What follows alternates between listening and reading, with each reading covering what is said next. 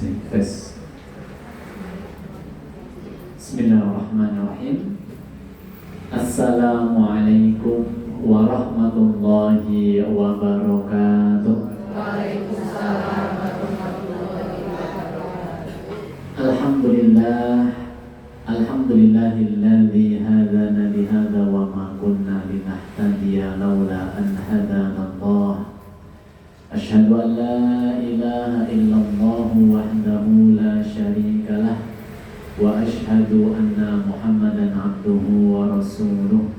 Allahumma salli wa sallim wa barik ala Muhammadin wa ala alihi wa ashabihi ajma'in, amma ba'd. Qala Allah ta'ala fi kitabihil karim, a'udzu billahi minasyaitonir rajim. Bismillahirrahmanirrahim. Ya ayyuhalladzina amanu taqullaha haqqa tuqatih wa la tamutunna illa wa antum muslimun. Alaiya sadaqallahul azim. Ma'asyiral muslimin, ibu-ibu jamaah kajian RNB setiap Ahad, jamaah rahimakumullah. Yang pertama, marilah senantiasa kita bersyukur seraya memuji kepada Allah Subhanahu wa taala, karena hanya Allah lah yang memberi rezeki kepada kita. Hanya Allah lah zat yang pantas kita mintai pertolongan, yang kita menyembah serta beribadah. Mudah-mudahan kesyukuran kita atas segala nikmat pemberian Allah menjadi sebab Allah mendatangkan dan menambah nikmatnya kepada kita semuanya.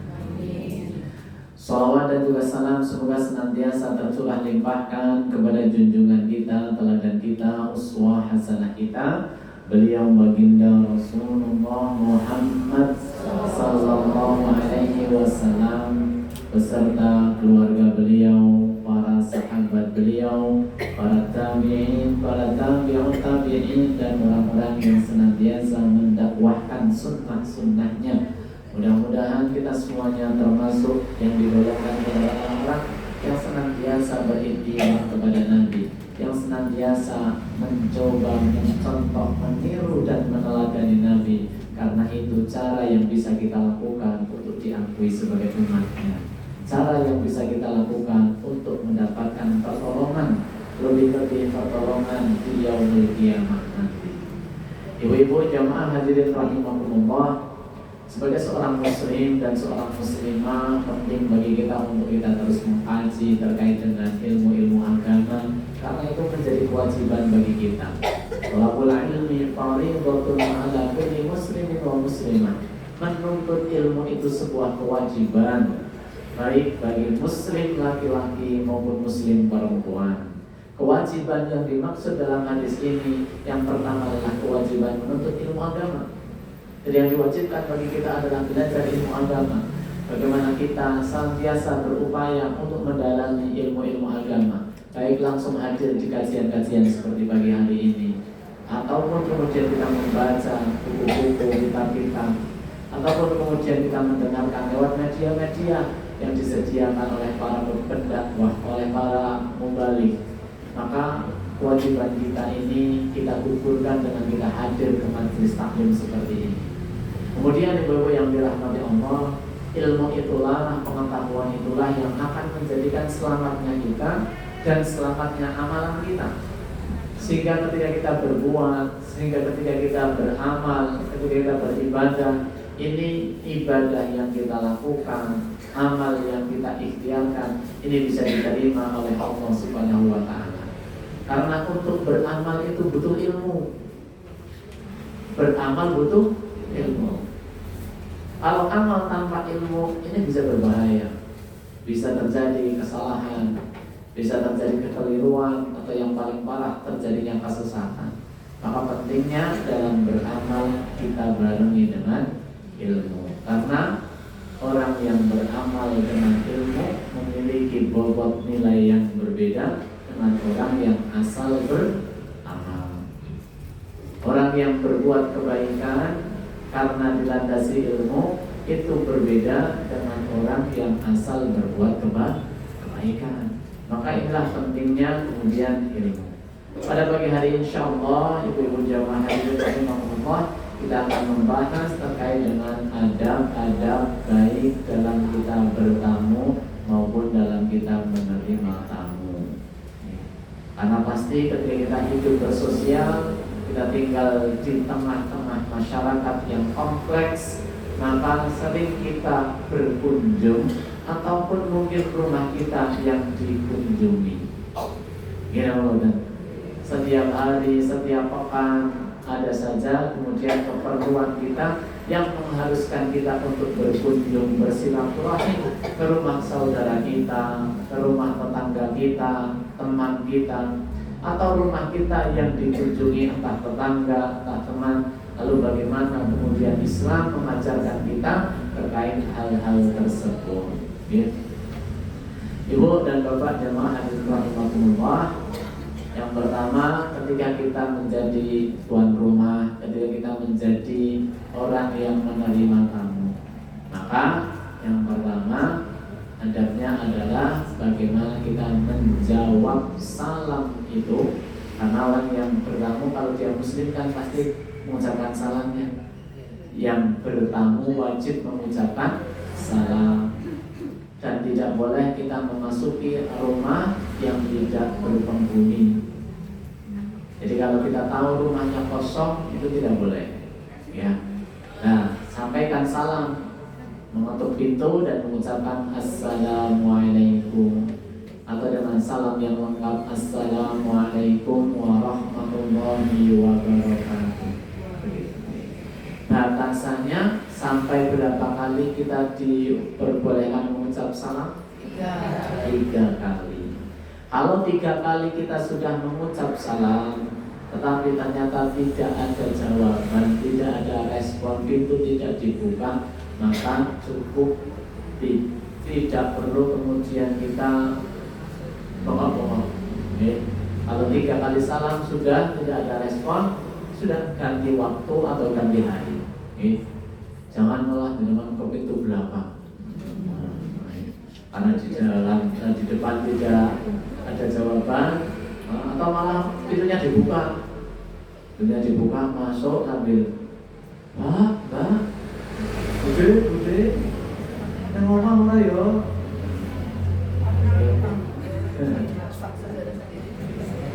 Gitu, memang adanya begitu. Karena di dalam Quran surat An-Nur dari ayat ke-27 kita diperintahkan untuk janganlah kalian memasuki rumah yang bukan milik kalian hingga kalian meminta izin dan memberi salam.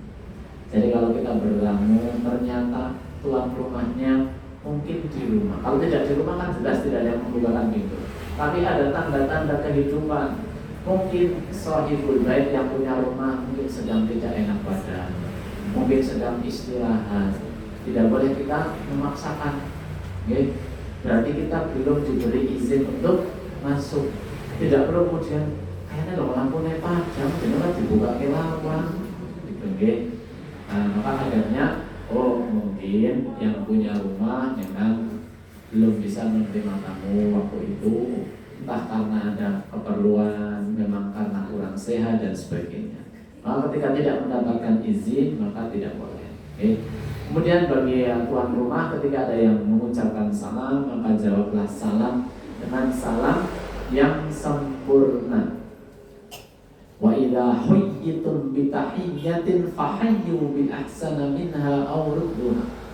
Apabila kalian diucapkan salam, maka jawablah salam penghormatan itu dengan sempurna, dengan yang lebih baik atau serupa. Sesungguhnya Allah memperhitungkan segala sesuatu. Quran surat An-Nisa ayat 86. Jadi kalau ayat ini bukan hanya sekedar menjawab salam, tetapi kemudian kita menyambut kedatangan tamu ini dengan penuh kegembiraan, dengan penuh tatapan wajah yang menyenangkan, yang membuat tamu itu tidak enak hati begitu. Kemudian persilahkan untuk duduk setelah kita menjawab salam. Waalaikumsalam warahmatullahi wabarakatuh. Monggo pinara di dipersilahkan untuk duduk. Setelah dipersilahkan duduk, kemudian kita hidangkan makanan atau minuman yang kita punya. Apakah boleh kemudian kita mengadakan sesuatu yang tidak ada di rumah kita? Boleh apa betul? Boleh. Misal kepingin nyuguh tempe kumul tapi tidak punya tempe kumul di rumah. Pengen jamu pakai roti tapi tidak punya roti di rumah. Boleh kemudian kita mengadakan entah dengan cara membeli dan lain sebagainya, ya, tetapi tetap tidak berlebihan sesuai dengan kadar kesanggupan kita. Karena bagian dari menghormati tamu dengan cara menjamu, mempersilahkan, bersikap yang ramah kepada tamu, bagian dari perintah Rasulullah. Dan ketika kita menghormati tamu, itu tanda iman. Tanda apa? Iman. Jadi ternyata tanda iman itu bukan hanya sholat saja. Tanda iman itu bukan sekedar melaksanakan ibadah puasa saja, tidak hanya sekedar melaksanakan ibadah haji dan umroh saja, tetapi sikap ramah, sikap santun, penuh penghormatan kepada tamu yang datang, itu juga bagian dari tanda iman. Dari mana kita tahu? Rasul Muhammad SAW menyampaikan, man amana billahi wal yaumil akhir falyukrim dhaifahu. Siapa yang beriman kepada Allah dan beriman kepada hari akhir, maka muliakanlah tamu. Dan perlu diketahui, tamu di sini kalimatnya hanya tamu saja. Tidak muliakanlah tamu yang spesial. Muliakanlah tamu yang istimewa. Karena kadang-kadang di masyarakat beda tamu, beda penghormatan. Yang datang sekedar tetangga saja, orang biasa, kadang-kadang tidak diberi minum. Bahkan kadang-kadang baru sampai depan pintu sudah ditanya, ribut. Ketika yang datang ternyata adalah Pak Camat, yang datang itu ternyata pejabat, yang datang itu adalah tokoh masyarakat. Kalau bahasa orang kampung di subyo, digelari karpet merah. Bahkan hidangannya pun kadang-kadang menyesuaikan tamu yang datang. Boleh tidak? Boleh apa boleh? Boleh. Siapapun tamu yang masuk ke rumah kita, maka berilah penghormatan yang sama.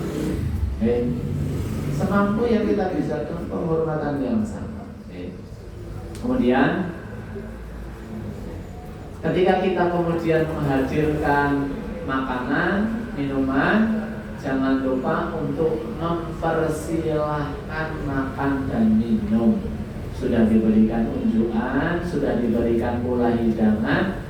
Coro bahasa kampung dimanggake, dipersilahkan. Mari ibu bapak silakan diminum, itu dimakan monggo. Tempe kumulnya masih hangat, silakan. Karena dilihat saja monggo. Biar tamu itu nyaman ketika akan minum dan nyaman ketika akan mabuk. Jane pun pingin banget hikmet yang mulai hangat banget. Nek orang dikon bamane kan bisa jadi. Tapi kalau tuan rumahnya berapiak sekali, monggo ibu tambah. Dimakan. Maka ketika tamunya ngambil ya enak saja. Coba tuan rumahnya diam saja, kan maju mundur tangannya. Aja mendel mungkin dikira kumun panganan dan sebagainya. Ini jadi disuguhi kan jupo mau pasangan kok, gitu kan. Maka dipersilahkan. Setelah dipersilahkan, tamu yang tadi dipersilahkan ya ambil. Tamu sebagai tamu ketika dipersilahkan minum. Jangan mau diunjuk. Mohon maaf saya mulai sekarang sudah tidak minum yang manis-manis. Tolong bisa dikeluarkan yang tanpa gula, Ibu. Nah, ini kurang ajar sekali. Mohon maaf, ini kalau tehnya mau boleh tahu ini tehnya apa ya, Bu? Soalnya saya tidak sembarang teh yang saya minum.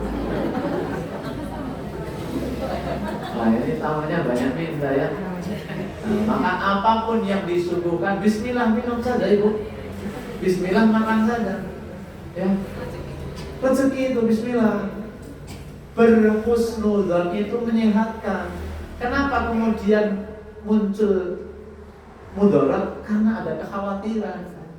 Innallaha 'inda 'abdidzan. Sesungguhnya Allah sesuai prasangka hambanya. Walah lagi oleh muda piye? Muda.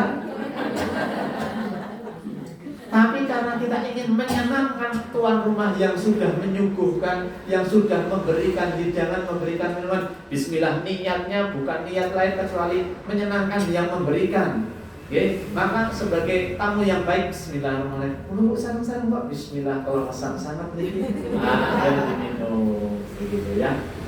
Masya Allah, dipuji makanannya, dipuji minumannya, boleh. Ampun seruput-seruput, legat ini. Atau malah, kok ini nggak ada rasanya ya Bu? Gulanya habis ya Bu. Oke.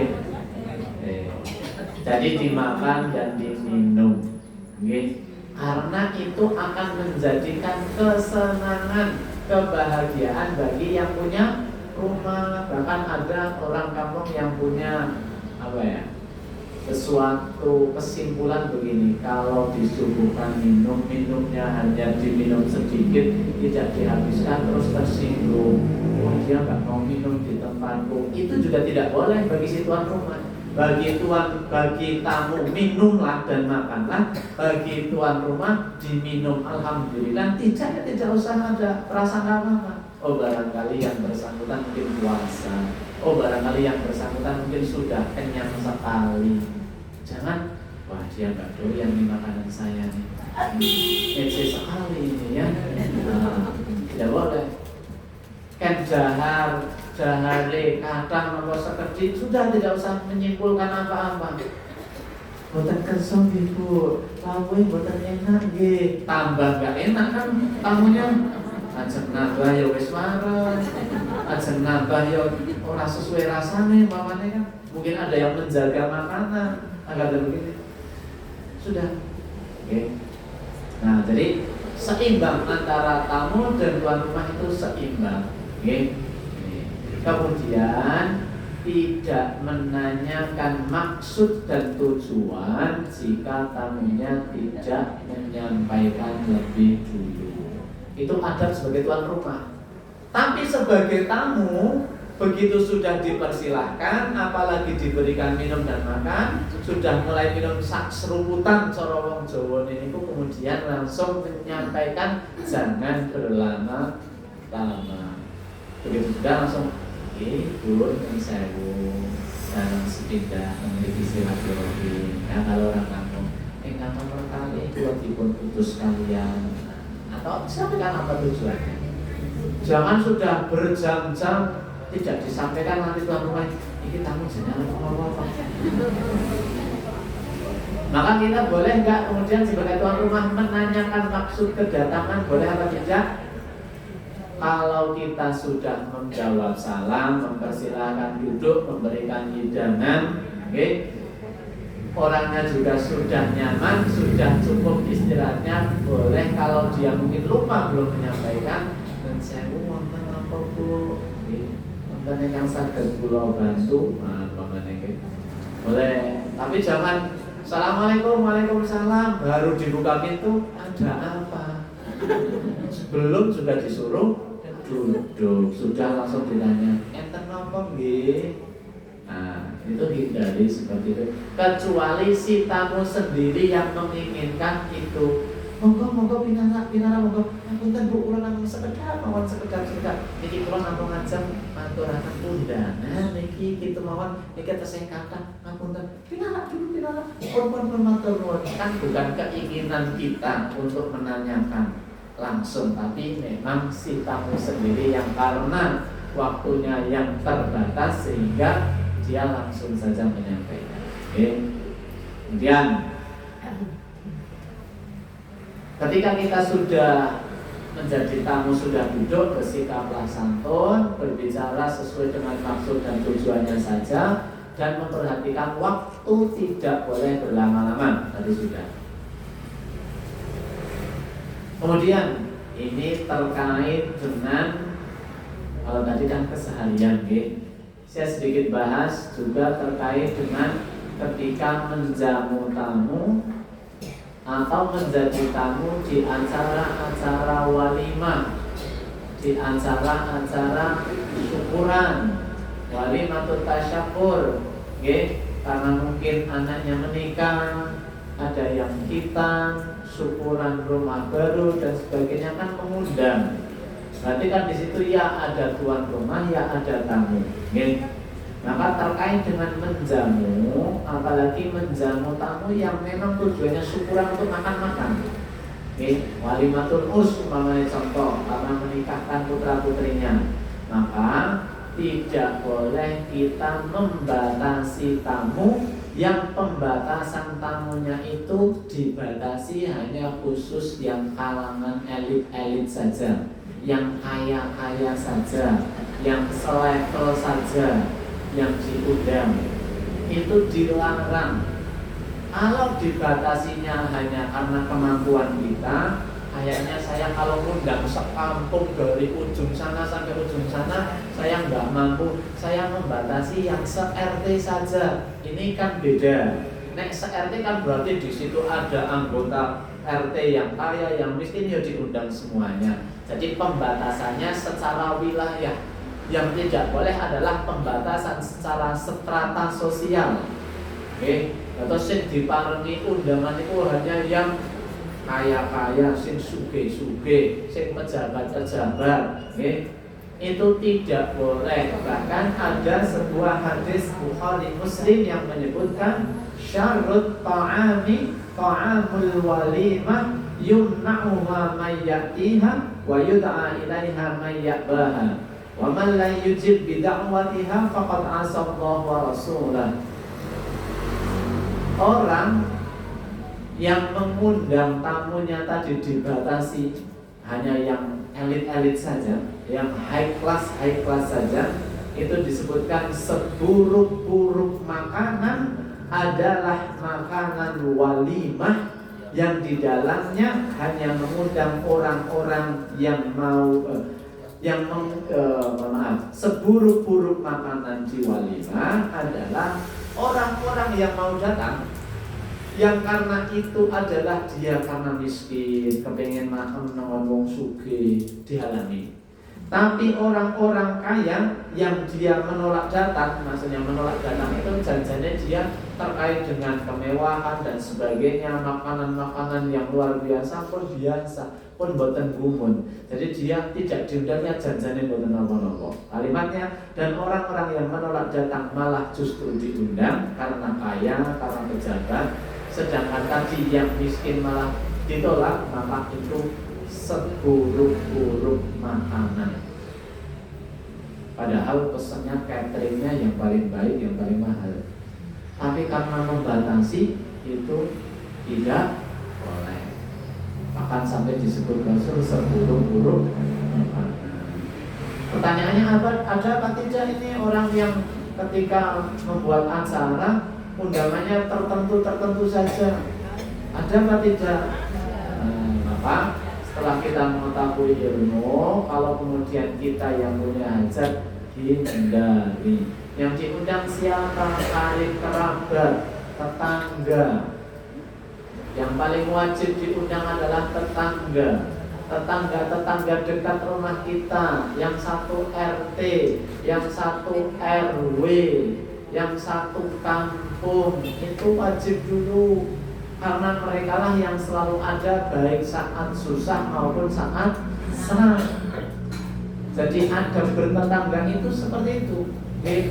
Ampun mulai diundang nek pas butuh, tapi saat senang tidak. Kemudian saudara itu juga diberikan kabar. Adapun kemudian sahabat ahli tolak itu tambahan saja. Kemudian ketika kita sebagai yang diundang, kalau tadi sebagai yang mengundang, ketika sebagai diundang, kalimatnya wa man la yujib bidakwata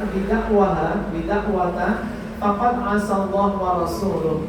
Barang siapa yang diundang di acara walimah, mendapatkan undangan, baik undangannya lisan ataupun undangannya tertulis, ada undangannya, atau sekarang karena kecanggihan teknologi sekarang undangannya digital, ya kan? Tidak cetak lagi tapi undangan digital sekarang. Apapun cara mengundangnya, mau lisan, mau undangan cetak, undangan digital, atau mungkin tertulis lewat WA saja, tapi jelas ada undangannya, maka wajib hukumnya kita hadir.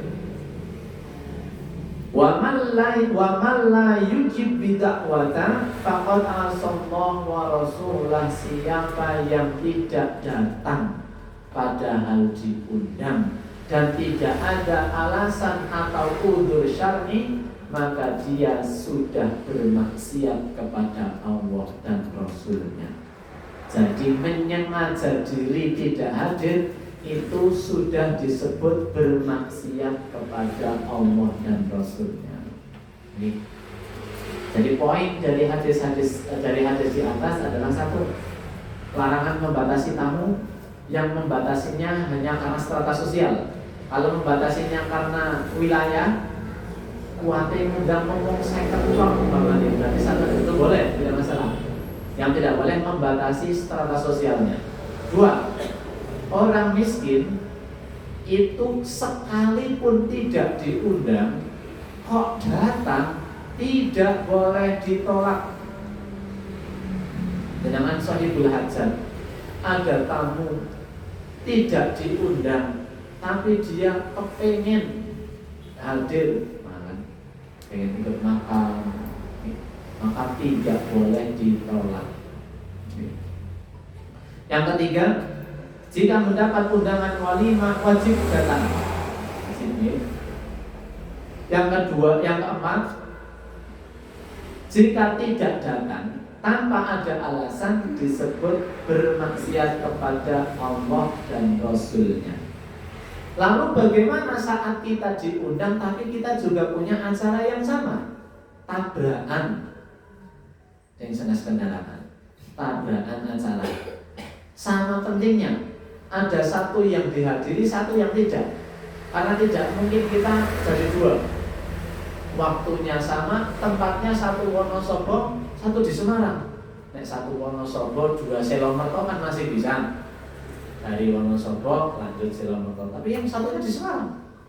Ada satu yang ditinggalkan, maka wajib hukumnya kita meminta izin dan meminta maaf kepada yang mengundang, dengan cara sesuai yang kita biasa lakukan. Mau langsung datang ke rumahnya sebelum hari H, boleh. Ngapunten nggih Bu, ngejam pas acarane jenengan kula mboten saged. Ya kok ngepasi larene kula niku pas, jan niku pas banget, bareng wektune pas, kalih mendhet rapot, mendhet kelulusan, kamu weteng Semarang, tidak boleh diwakilkan. Nggih ngapunten sangat Mas saged mung ndongaake mboten saged. Kan nanti kita izin itu meminta maaf. Saking tidak bisa nih pakai telepon, kan sekarang serba canggih, ya. Meminta izin untuk tidak hadir. Agar apa? Tidak menimbulkan kekecewaan bagi yang mengundang. Kemudian kewajiban hadir itu juga disebutkan di hadis yang lain. Idza du'iya ahadukum ila ta'amin falyujib. Apabila kalian diundang dalam salah satu acara pesta makan, maka hendaklah hadir. Hadir, oke? Kemudian fa in kana muftiran falyut'am wa in kana sha'iman falyusalli. Lalu bagaimana saat kita akan kondangan, menghadiri undangan yang di situ disediakan makanan, tapi ibu-ibu sedang Senin Kemis, undangannya dinten Senin, undangannya dinten Kemis, dadak Senin barang, masa undangan. Okay. Kalau kita datang kepada tempat mengundang, posisi kita tidak berpuasa, falyut'am, maka makanlah. Monggo dijahar kalau posisi kita tidak puasa, makan. Karena makannya kita membahagiakan yang menyediakan makanan. Kok disediani, nek boten dijahar kan muji wani. Tapi kalau laris, senang. Alhamdulillah, ternyata yang saya sediakan itu nek solo wong kampung itu keselira. Ngertos keselira tuh. Bahasa Indonesia ini angel. Pokoknya tamunya sukalah begitu ya. Nyeneng ke. Kemudian ketika kita berpuasa, maka falyusolli, cukup mendoakan saja. Mendoakan saja. Tidak perlu mengatakan ngapunten ibu, kula sekonten perlu bungkus mawon. Ada ini yang soal ini. Monggo pinarak dia. Monggo pinarak sekonten perlu menawi bungkus mawon saged niki kula pun tau wadah. Masya Allah. Kalau itu hadir inisiatif dari tuan rumah, tidak masalah, diterima. Tapi tidak usah usul. Bukan perlu usul, langsung didoakan saja. Tidak perlu menjelaskan pula.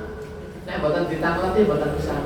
Apunten kula niku pun gangsal tahun pancen boten nate ninggal Senin kali Kamis jan 5 tahun Bu. Niki boten jenengan sewu ndang nggih kula boten mriki. Napa dalam 5 tahun bareng. Untung tuan rumahnya boten kula boten tangke. Langsung doakan saja. Tidak perlu kita getuni ya. Bu, jangan-jangan buat naik undang-undang ampun Senin kali Kamis.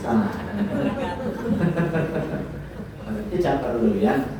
Lalu bagaimana? Bolehkah kita, kan ada muncul pertanyaan begini Bu, bolehkah kita berbuka untuk menyenangkan sahibul bait? Ya. Nah ini terkait dengan konteks kita berpuasa. Lalu kita boleh berbuka apa tidak, perlu ada penjelasan yang detail. 1, boleh kita membatalkan puasa kita jika puasa kita adalah puasa sunnah. Nggih lah us, mosok ya Ramadan kondangan. Kan puasa wajib mboten wong wulan Ramadan. Saniki wajib nggih saged wong dalam rangka nyarutan karena pas Ramadan haid, pas Ramadan sakit, sekalipun dia berpuasa di luar bulan Ramadan itu kan masuk kategori puasa wajib. Maka ketika status puasanya wajib, maka tidak boleh batal. Kapan kita diperbolehkan batal puasa? 1, sunah. 2, jika kita sehatkan jika ini boleh di walimah, boleh pula di luar walimah. Namanya orang silaturahim, kadang-kadang kan kita ngabari sudah lama tidak saling berjumpa, kangen banget sedulur, teman dekat, lalu saling berkirim kabar, telepon-teleponan, terus mbok dolan mriki to Bu, mun dangu temen jenengan mboten mriki, nek perlu kalih keluarga sami dijak. Walah kula nggih pun pingine kapan nggih.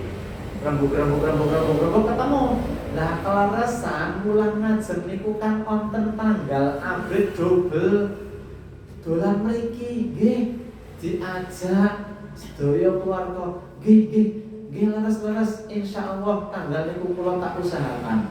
Nah, tuan rumah pun ngertos tanggal niku ajeng kerawuhan akan ada tamu yang hadir luar kota sahabat karib, maka umumnya tuan rumah kan menyediakan yang tidak ada. Nggih mboten? Minimal yo teng kandang-kandange buka, ayame cekel. Nah, boleh ayam. Boleh endrok. Apa sing wonten teng kandang kok iki? Wontene kambing mboten ana-ana. Wontene sapi nggih mboten ana-ana. Nggih. Tapi pastikan itu kandang punya kita. Ampun asal kandang mah nggih. Nah, ini kata Pak Ustaz, maka bukalah kandang lalu sembelih. Aku lagi kandang. Sebelah rumahku ada kandang. Nah, ini tidak boleh ya. Oke. Nah, ini kan tuan rumah mengadakan. Lalu pergi ke pasar sehari sebelumnya, beli ini, masak ini. Saking senengnya mau kedatangan tamu. Sudah lama tidak bertemu, datangnya dengan keluarga, malah tak masak sing enak-enak, maneka warna, lauk pauk, hidangan dikumpliti, dan yang datang itu tamunya senang, ya. Qadarullah, si tamu atau kita sebagai tamu ini pas tanggal Senin atau Kamis pun niat saking dalam pun puasa pun rutin otomatis puasa. Okay. Nah, sampai di rumah sahibul bait zuhur pas mudahan siang. Nah, kalau sakniki langsung mawon iki jamin makan siang pun langsung dahar pun tak sawise. Jenengan melihat pancen pun kali-kali tuan rumah yang jelas ke pisan niki lho kok masak piyambak pancen tak lega-legake saya selenggarakan menjenengan niku mboten usah mulai potong dalan pun, Bu mboten usah mampir warung nggih, pun tak masake. Berarti tuan rumah sangat berharap dia makan di tempatnya. Tuan rumah sangat berharap dia mau memakan apa yang dia ikhtiarkan, apapun bentuk yang dihidangkan. Maka saat dalam kondisi seperti ini boleh kita membatalkan puasa. Ustaz, mana takkan beriku pas jam 4:15 sore niku. Kowe mati-mati wis meh maghrib nggih. Iki poso kok regane tuan rumah. Nggih. Maka boleh di waktu seperti ini kita batalkan puasa demi menyenangkan sahibul bait. Bahkan disebutkan kita tetap mendapat pahala puasa sunnah yang kita ikhtiarkan dari tadi sahur sampai waktu tadi kita membatalkan puasa. Karena ada pahala yang lebih besar ketika berkaitan dengan sesama manusia atau hablum minannas. Jadi puasa itu kan ibadah individu. Sedangkan yang tadi kita bahas adalah ibadah yang berkaitan dengan sesama manusia. Maka ibadah individu niku harus dikalahkan. Nggih, dikalahkan. Ampun egois. Nek ampun nggih alasan. Wah, iki nek arep pertemu Senin karo Kamis wae iki cocok e. Wis. Jadi ya untuk pahala puasa, tapi orang ngantek maghrib cukup tekan bumbun. Yo Pak, ambil Kamis golek info silaturahim. Nah, ini namanya memanfaatkan. Jadi tidak boleh ini situasi dimanfaatkan. Baik. Kemudian terkait dengan hadis tadi, berarti jika diundang maka wajib hadir. Jika berpuasa, jika tidak berpuasa wajib makan. Jika berpuasa cukup mendoakan, kecuali yang baru saja dijelaskan. Pertanyaannya, bagaimana kalau diundang walimah, kita gedung, ke hotel atau di rumah juga boleh, tapi di dalamnya ada maksiat, ngundang penyanyi, pakaiannya Hot.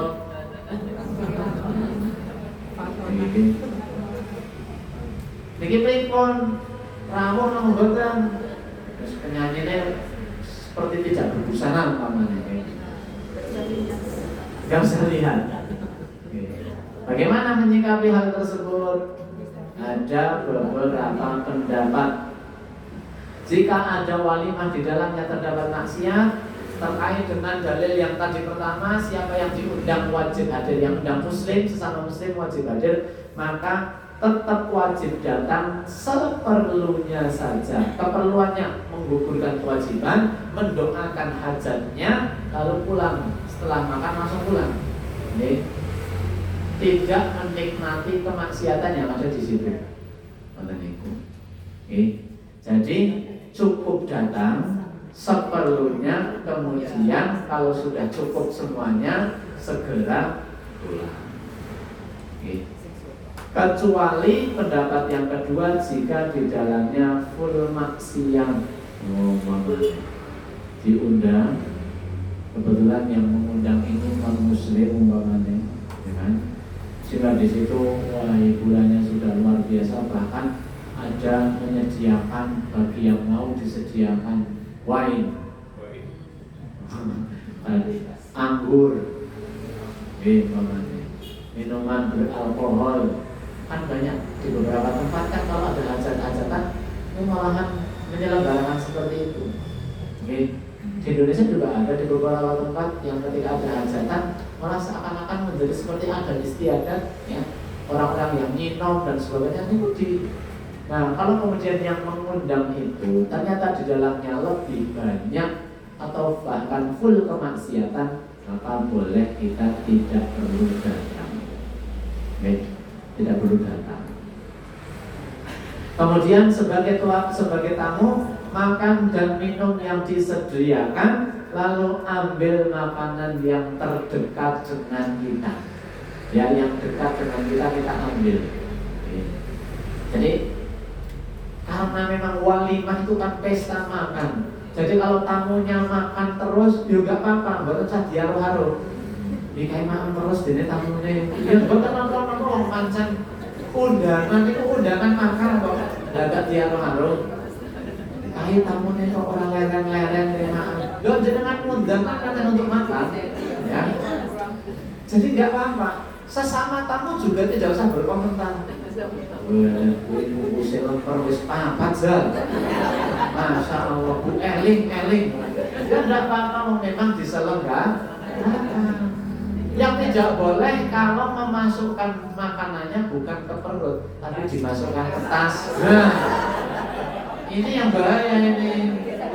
Jadi iki jane wis warep ning ketoke kok enak banget ya Bu ya, eman-eman. Ibu rada mepet kene ben tase ora patek ketok. Iki karo wis tak buka, wis dibuka. Ya iki dilebokake, Bu. Kok bagi yo ning mobil yo. Siapa yang seperti ini? Ayo. Pak, barang kondangan 3 tempat kan yang tempat ketiga sudah tidak muat. Kamu kok 50.000 Pak Ustaz? Rugi kalau tidak makan. Dan ini salah niat nih. Sudah. Kalau memang sudah tidak muat ya sudah tidak perlu makan. Ini. Kecuali memang tuan rumah yang punya niat. Monggo niki ajeng jenengan ajeng maneh pun niki dibawa. Nah niki silakan. Pak Ustaz, nek pamitan parang monggo mboten. Bu, lapare enak banget. Kula mendhet kalih nggih. Nah. Ya selama tuan rumahnya ridho, monggo. Suntak sak piring makan ada. Barang sedulur, barang teman dekat, masa ya tegel bawa mengurut. Sedaya mawon Mas saya. Boten usah tapi le jembreng tasnya itu pasis banget. Nah, ya. Ini siapa yang seperti ini? Jangan mempermalukan diri sendiri dalam ibu-ibu ya. Tapi kalau makan, itu nggak apa-apa. Di sini ada bakso, di sini soto, di sini mie oplok, di sini apa? Kok ada yang semua dimakan? Nggak apa-apa, nggak usah dikomentari. Kecuali makannya sambil berdiri, silahkan komentari. Bu, makannya jangan sambil berdiri, Bu, sambil duduk. Bu, makannya pakai tangan kanan, jangan pakai tangan kiri. Monggo dikomentari. Tapi kalau makan, dia nggak boleh dikomentari. Oh, memang tuan rumah undang untuk makan. Wonten tiyang kondangan lengen tong dhuwur ya dadak dikomentari. Jadi boleh Bu dari rumah sengaja tidak makan boleh. Niku Ustaz pagi memang buatan sarapan gitu. Pak ora usah sarapan. Lah wong ngene iki kondangane loro Pak ngirit wis. Enggak apa-apa, enggak masalah. Boleh-boleh saja. Selama tidak berlebihan. Nah, ibu-ibu berikutnya makan sambil duduk dan tidak boleh mencela makanan. Nah, ini yang sering terjadi di kondangan daerah Afrika. Baru saja duduk, niku langsung semua menjadi juri, seperti lomba masak Agustusan. Kabeh dikomentari. Kayak gurih kok enak. Lemre habis neng iwake jeru banget kalau copotan burung tekan-tekan. Mosok wis tak copot ping 3 tekan-tekan. Jane ono isine apa ora? Gak boleh mencela makanan. Ya. Empingnya apik Bu, tapi Masya Allah ayam. Oh yang ini kok disuguhi ora pantes. Tidak boleh mencela makanan. Napa malih nek monggo-monggo Bu pinara. Sedikit daharian. Nah niki biasanya semua langsung jadi juri. Langsung semua mata tertuju kepada deretan lauk pauk dan sayur mayur. Lurah kok lawe lurah. Masya tidak boleh. Apalagi lihat dagingnya, Gusti Allah kali dicuci ngangge sendok. Iki lamun ya kok tipis-tipis tenan. Masya Allah kok ya ladinya landrep. Tidak boleh mencela makanan. Ambil saja apa yang disediakan. Kalau memuji boleh tidak? Boleh, bagus.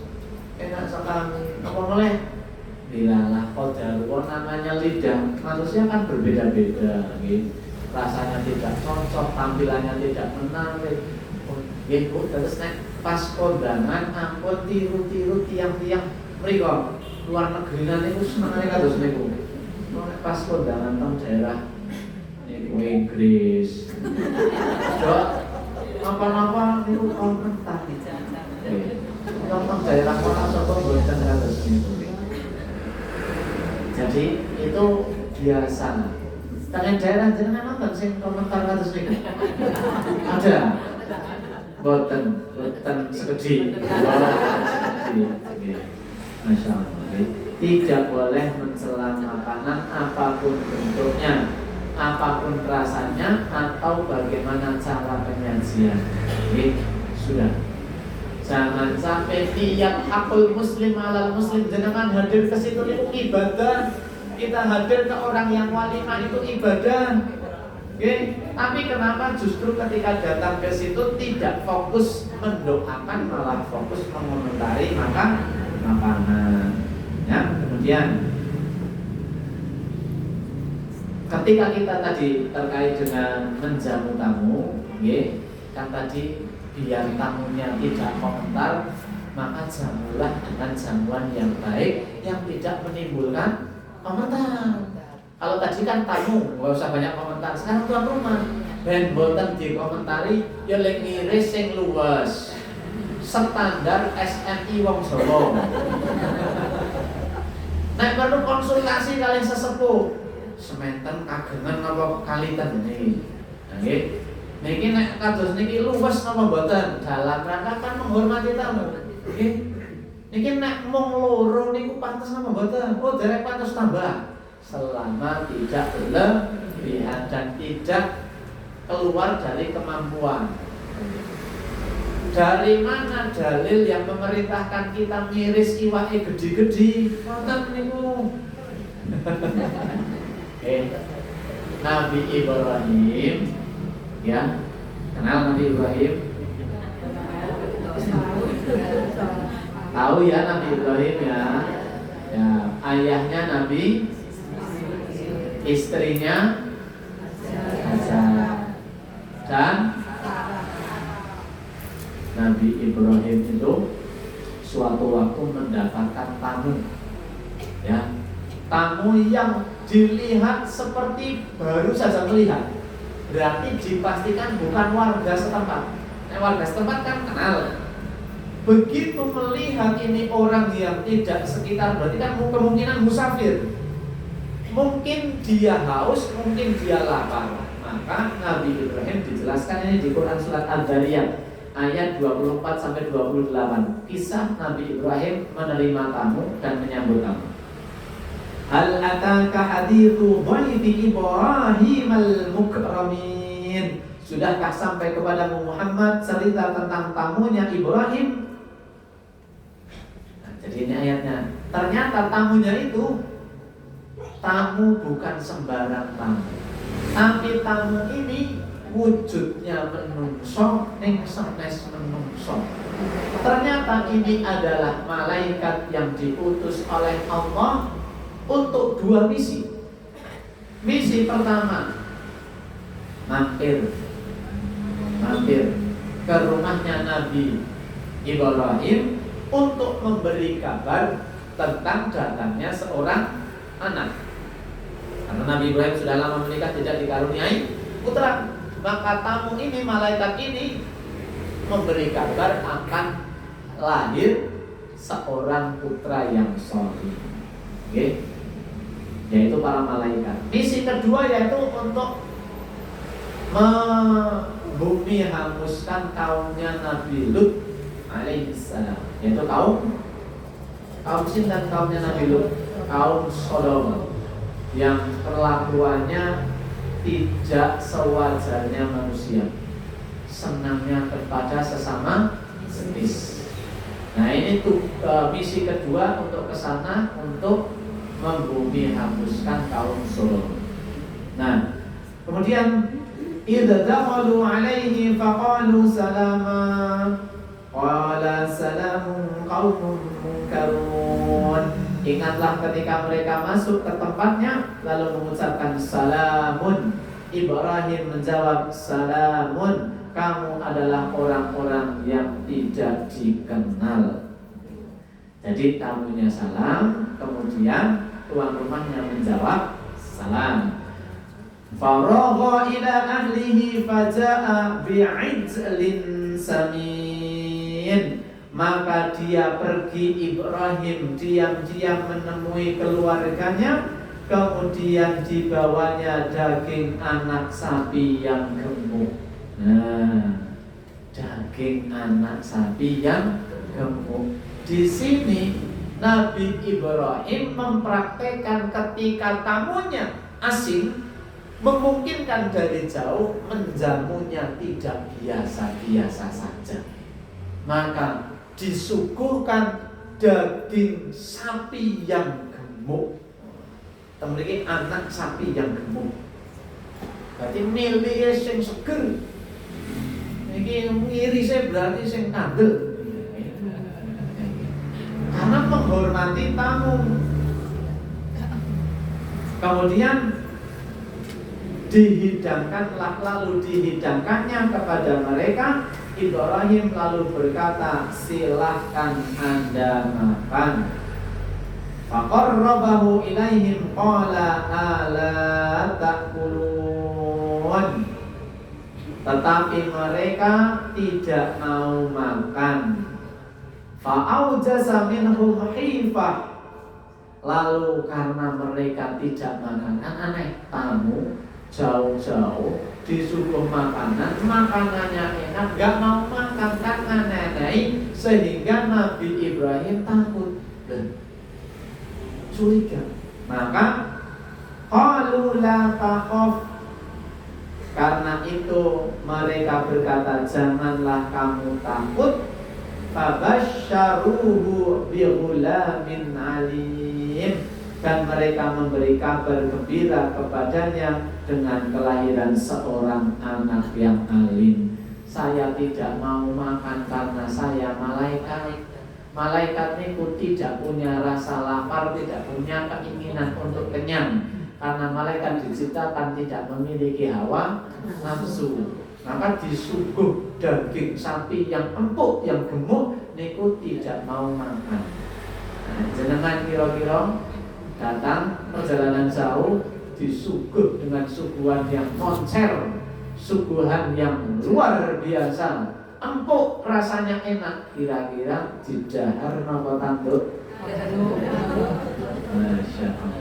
Nek perlu lawuh sego, bukan lawuh daging tapi lawuh.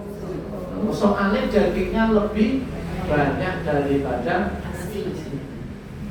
Jadi di dalam cerita ini, kisah ini, Nabi Ibrahim memuliakan tamunya dengan memberikan suguhan daging sapi yang empuk, yang besar. Arti kita diperintahkan memang ketika menjamu tamu dan boten menimbulkan tadi, maka kalau jadi sahibul bait yang suguhkan minimal suguhan yang pantas, yang standar SNI. Jangan suguhan yang memunculkan komentar-komentar, ya. Ini jadi sebagai tamu yang berusaha untuk menjaga adab, sebagai tuan rumah juga menjaga dan memuliakan tamu agar tamunya tidak berkomentar. Itu, Ibu-ibu yang dirahmati Allah. Demikian terkait dengan adab-adab bertamu dan adab-adab menerima tamu. Ada pertanyaan apa bukan? Ada. Oh, Ibu depan satu. Assalamualaikum warahmatullahi wabarakatuh. Waalaikumsalam warahmatullahi wabarakatuh. Saya mohon pencerahan, apabila majelis taklim itu ada yang punya hajat memberi undangan cuma satu untuk keseluruhan jamaah, padahal jamaahnya banyak dan kemungkinan ada yang tak kenal, yaitu apakah kita wajib untuk kondangan atau tidak? Yang kedua, misalnya kita bertamu tapi kok rumah kosong, di bel-bel nggak ada, tapi sepertinya ada, tapi mungkin di mana, di belakang, tapi yang saya terus menjadi Baik, terima kasih Ibu. Yang pertama, bagaimana kalau ada orang mengundang, undangannya satu tapi untuk banyak, umpamanya undangan untuk jamaah RMG, gitu ya umpamanya. Padahal jamaah banyak banget, sing ngundang kali sing diundang kadang-kadang enten sing kenal, enten sing bukan. Sebaiknya dalam mengundang itu personal sebaiknya, sehingga jelas, tidak menimbulkan kebingungan. Sebaiknya jadi dan ketemu antara yang mengundang dengan kewajiban datang. Maka sebaiknya Ustaz kan mirip lenyetak menggunakan kata. Ini yang pernah prinsip mirip beliau kan ini bahaya. Maka sebaiknya diundang pakai kertas atau undangan tercetak atau tadi digital, tapi jelas by name-nya itu jelas. Karena kewajiban terkait fa'ila idza du'iya ahadukum ila ta'amin falyujib. Jika salah seorang kalian diundang, maka hadirilah undangannya. Itu kan kepada orang, kepada orang. Sehingga itu memungkinkan multi tafsir tadi. Padahal saya undang sinten, gitu kok sinten kula mawon asmane mboten terkoskan, kemudian memunculkan seperti itu. Lalu bagaimana sikap kita kalau terjadi hal demikian? Kalau kita bisa hadir lebih baik, jika tidak, tadi ada opsi mohon izin. Jika pun kita sama sekali tidak kenal, ya, yang karena tidak kenal, insya Allah sih itu tidak akan menjadikan kejatuhan kewajiban. Maka biar tidak jadi kerancuan hukum antara yang mengundang dan yang diundang, biar tidak rancu, hindari yang demikian. Tapi jika terjadi, maka sikap kita sing luwih apik ya hadir, sing luwih apik. Sekalipun mungkin kenalnya kenal sebatas kenal saja. Hadir jelas lebih baik kalau hadir. Mau pilihannya mau pilih yang lebih baik atau yang biasa saja. Tuh. Kemudian pertanyaan kedua, bagaimana ketika kita akan bertamu sudah Assalamualaikum, Assalamualaikum 3 kali tetapi tidak ada respon, tidak dibuka pintunya. Ada bel sudah dipencet 3 kali tapi tidak. Bolehkah kemudian kita secara sikap tidak boleh kita mengintip. Bahkan posisi kita saat salam itu bikin pulau mawon pun nanti ngelakoni padahal salah. Dan saya istighfar kepada Allah astagfirullahaladzim. Niku sering kali salam kali buka lawang dewek. Karena kalau di kampung itu kan biasa seperti itu. Kalau di kota kan mungkin karena dekat jalan raya kan pasti dikunci. Nah, kamu kan kadang boten. Kadang malah setiap siang itu dibuka terus seperti itu. Nah kadang-kadang kamu Assalamualaikum, Assalamualaikum pun tengah-tengah pergi. Assalamualaikum, Assalamualaikum pun tengah-tengah. Dan saya pernah melakukan. Nah kalau ditinjau dari segi adab tidak boleh. Bahkan saat tuan rumah itu adalah orang yang dekat dengan kita. Saudara. Bahkan ketika kita berkunjung ke rumah orang tua kita. Karena statusnya kita tamu. Walaupun aneh kan? Kalau mungkin salah satu tidak memahami dalam nunggu dibuka lawang kowe nang sapa wae. Makanya ilmu itu kalau salah satu yang memahami satunya tidak rancu. Tapi kalau sama-sama memahami, dan bahkan posisi berdirinya kita itu diajarkan. Kita itu ada di sebelah mana ya? Jadi di balik pintu. Maksudnya saat pintunya dibuka, kita itu ada di baliknya pintu. Al-adabnya bukan dibuka orangnya langsung di sini. Terus, kenapa kemudian ada adab seperti itu? Memungkinkan jika ibu datang bertamu bersama suami, yang membuka pintu teman ibu belum pakai jilbab. Kalau di balik pintu maka aman. Kan namanya tuan rumah kan kadang spontan saja. Assalamualaikum kan maksudnya tidak, apalagi terdengar suaranya suara perempuan kok, suara teman saya kok, wah, kadang langsung lagi apa kegiatan kita langsung saja. Nah kita sebagai tuan rumah, siapapun yang ketuk pintu, siapapun yang salam, siapapun yang pencet bel, mau dia laki-laki, mau dia perempuan, mau teman kita, sebelum membuka pintu pakai jilbab. Nih, kesuwen, nih, monggo, ajak manut apa buatan kan dari pilihannya jadinya. Milih kesuwen tapi menaati adab-adab yang ditawarkan oleh agama, nopo aja bantah karya agama, pilihan kepada masing-masing. Ya pakai jilbabnya yang belum kan kepenak. Karena jilbabnya nggak bisa ini, gue pancen kesuwen sekedar, nggak tak ukuran barang. Yang penting kita menutup aurat ya, belum. Jadi tidak boleh ngintip-ngintip, tidak boleh ya Bu. Apalagi teriak-teriak. Tadi kan sudah saya bahas, sekalipun kita feeling kita ketoke nemu makhluk, motore ono, sandale ono, lampune padang. Tapi jika kita mengucapkan salah, tidak dibukakan dan tidak diizinkan, tidak boleh masuk. Kan haknya tuan rumah mau bukakan pintu atau tidak. Ya. Mana Bu? Terima kasih. Sama-sama. Ibu monggo. Assalamualaikum warahmatullahi wabarakatuh. Waalaikumsalam. Pertanyaan terakhir ya Bu. Ustaz, apa yang harus kita lakukan seandainya kita sedang di satu majelis seperti ini, terus dapat kabar dari rumah bahwa di rumah ada tamu.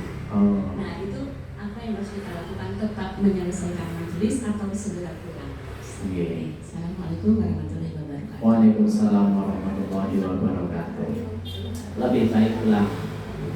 Apalagi ketika kita tahu bahwa tamunya adalah tamu. Kalau sudah tahu, apalagi tamunya tamu yang jauh, tamu yang datang memang penting. Itu dalam rangka mempraktekkan fal yukrim dhaifahu, memuliakan tamu. Nampak? Gak apa-apa. Karena kewajiban memuliakan tamu itu wajib, memuliakan tamu itu kewajiban. Sedangkan majelis taklim masih bisa dilanjutkan nanti, atau mungkin besok karena ada kajian berikutnya. Itu gitu. Satu lagi di sana. Kalau kita bertamu itu adabnya itu berapa hari? Oh, nginap. ada nginap, batas waktu menginap di rumah tamu. Ada yang mengatakan batas waktunya 3 hari. Oke, kita menginap.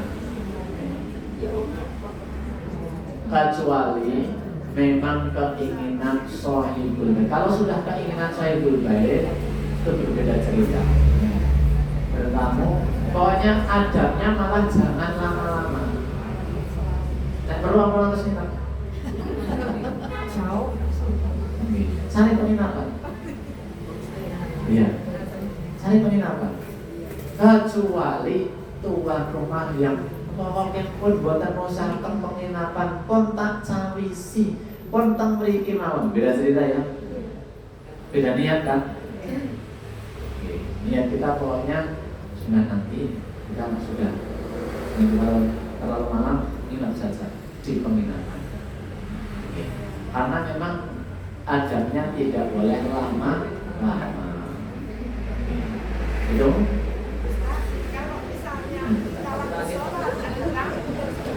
habis sholat ada tamunya sholat.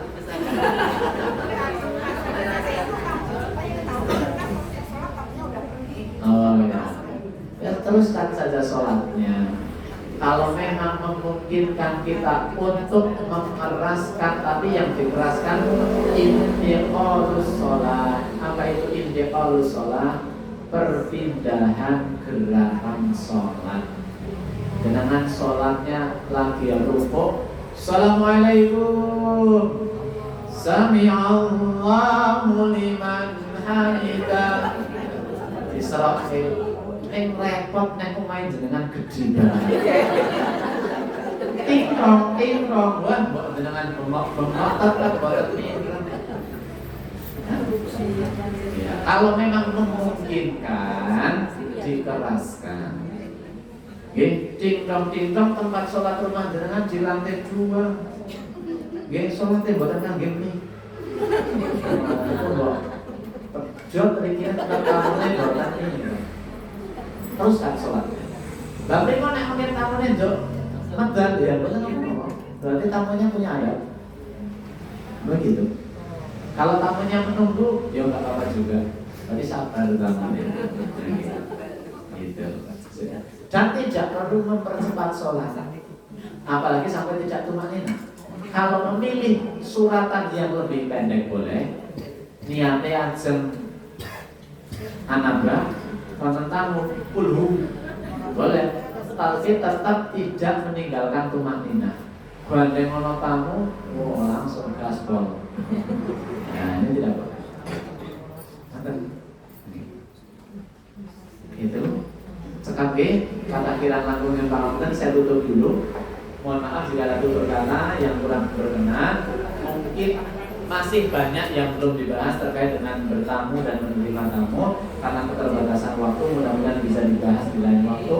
Dan mudah-mudahan kita semuanya senantiasa diberikan kesehatan oleh Allah Subhanahu wa Ta'ala dan keistiqomahan dalam kebaikan dan keimanan. Nasrul minallah wa fathun qarib. Saya akhiri billahi taufiq wal hidayah. Assalamualaikum warahmatullahi wabarakatuh. Waalaikumsalam.